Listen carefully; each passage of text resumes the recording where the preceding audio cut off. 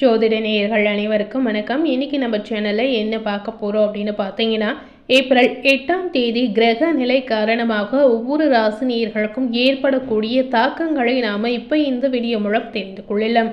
அந்த வகையில் உங்களுடைய ராசி மகர ராசியாக இருந்தால் மகர ராசி நேயர்கள் இந்த வீடியோவை ஸ்கிப் பண்ணாமல் முழுமையாக பார்த்து பயனடைங்க.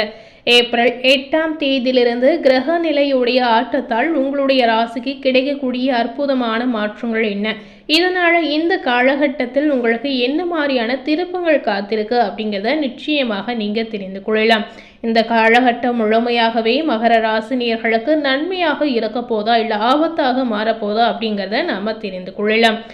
மகர ராசினியர்கள் அனைவருமே இந்த வீடியோவில் சொல்லியிருக்க பலனுக்கு ஏற்றவாறு இந்த காலகட்டத்தில் நிச்சயமாக நீங்கள் நடந்து கொள்ளலாம். ஏப்ரல் 8ஆம் தேதியிலிருந்து கிரக நிலை காரணமாக உங்களுக்கு கிடைத்திருக்கக்கூடிய அற்புதமான மாற்றங்கள் என்ன அப்படின்னு பார்த்தீங்கன்னா, பொதுவாகவே மகர ராசினியர்கள் வியாபாரத்தில் புதுமையை விரும்பக்கூடிய ஒரு அற்புதமான குணம் படைத்த நபர் அப்படின்னு உங்களை சொல்லலாம். உங்களுக்கு இந்த காலகட்டத்தில் பார்க்கும் பொழுது நண்பர்களுடன் சேர்ந்து செய்யக்கூடிய அனைத்து விதமான காரியங்களும் உங்களுக்கு சாதகமான பலனை பெற்றுத்தரும் அப்படின்னு சொல்லலாம். இந்த காலகட்டத்தில் நீங்கள் எந்த முயற்சி செய்தாலும் அதன் மூலம் பாசிட்டிவான நன்மை மட்டுமே உங்களுக்கு கிடைக்குங்க. திட்டமிட்டு செய்யக்கூடிய பயணங்கள் அனைத்துமே வெற்றியாக உங்களுக்கு கிடைக்கலாம். செலவுகள் செய்வது பற்றிய யோசனை செய்வது தேவை என்றால் மட்டுமே நீங்கள் செய்வீர்கள். அதாவது ஒரு விஷயத்தை செய்யணும்னு நினச்சிங்கன்னா அதற்காக நம்ம செலவு செய்யலாமா வேண்டாமா அப்படின்னு நீங்கள் இருமுறைக்கு யோசித்து தான் எப்பயுமே செய்வீங்க அப்படின்னு சொல்லலாம். அதுபோலவே உங்களுடைய தொழில் வியாபாரம் தொடர்பான விஷயங்களில் கூடுதல் முயற்சிக்கு பிறகு நீங்கள் எதிர்பார்த்தபடி நிச்சயமாக நடந்து முடியும் அப்படின்னு சொல்லலாம். அதாவது உங்களுடைய வியாபாரத்தில் நீங்கள் நினைத்த விஷயங்கள் கண்டிப்பாக நீங்கள் எதிர்பார்த்தபடி நல்ல நேரத்தில் உங்களை சேரும் அப்படின்னே சொல்லலாம். பயணங்கள் செல்லக்கூடிய வாய்ப்புகள் மூலம் உங்களுக்கு நல்ல விதமான மாற்றங்கள் நிச்சயமாக உண்டாகலாம். புத்தியை உபயோகித்து வியாபாரத்தில் புதுமையை செய்வது பற்றிய ஆலோசனைகளில் ஈடுபடக்கூடிய வாய்ப்புகள் உங்களுக்கு இருக்கு அப்படின்னு சொல்லலாங்க.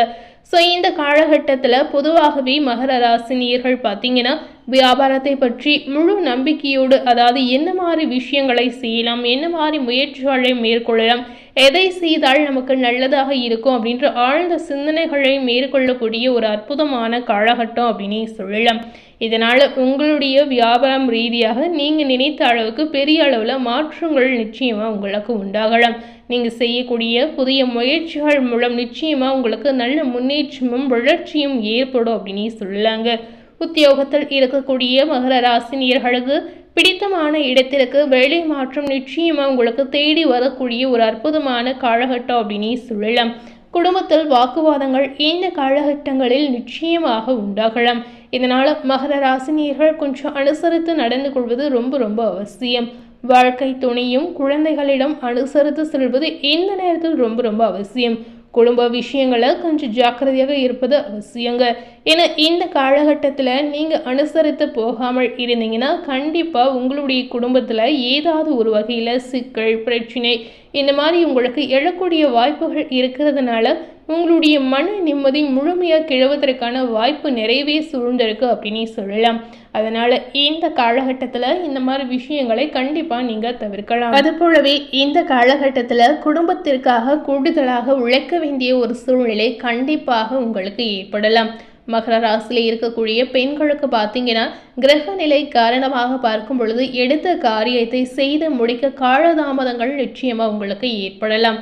இதனால் திட்டமிட்டு செயல்படுவது உங்களுடைய முன்னேற்றத்திற்கு கண்டிப்பாக வழிவகுக்கும் அப்படின்னு சொல்லலாம்.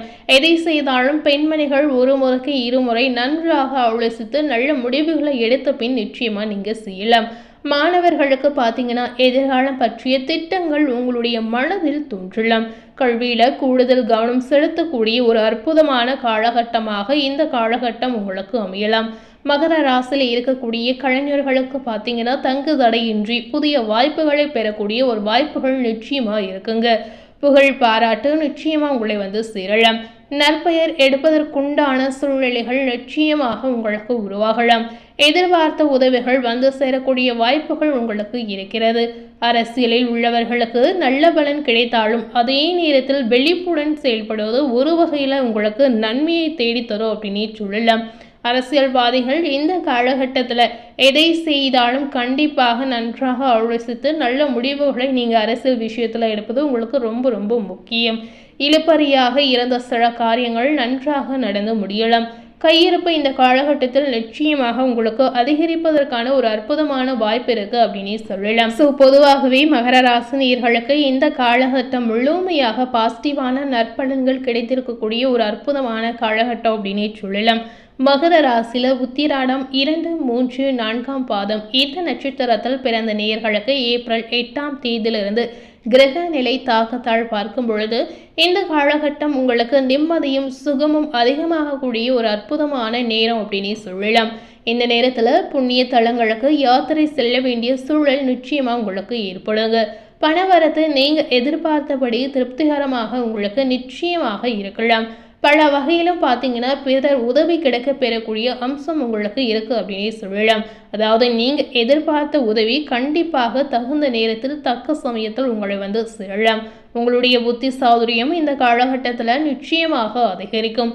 யாருக்கும் வாக்குறுதிகள் கொடுப்பதை இந்த காலகட்டத்தில் நீங்கள் தவிர்ப்பது ரொம்ப ரொம்ப முக்கியங்க.